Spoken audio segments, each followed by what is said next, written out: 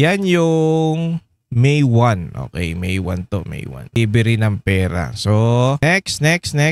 Ayan, October 2. Ito naman, cash out, 27 luggage. Total of 1 billion. Talaga naman, no? Okay, next. June 14, 2024. 1 billion din. Tapos, itong mga pinipilit nila na ito yung conduction sticker dito sa may sports car na yan, Davao daw. Mga tanga talaga eh. Hindi nila alam na tanga sila. Yung mga tanga, hindi nila alam na tanga sila. Hindi naman yung plate number. Ewan ko sa kanila kung bakit sila ganyan mag-isip. Talagang para pag ipagtanggol lang o idikit lang doon sa mga Duterte na naman, yung issue na mali-maleta na yan, gagawin talaga nila ang lahat. Anak ng pato.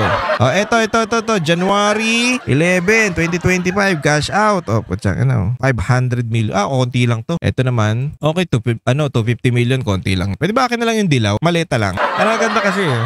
Next, June 16. Okay, cash out. Ito malalaki oh. Lalaki nung putsang ina.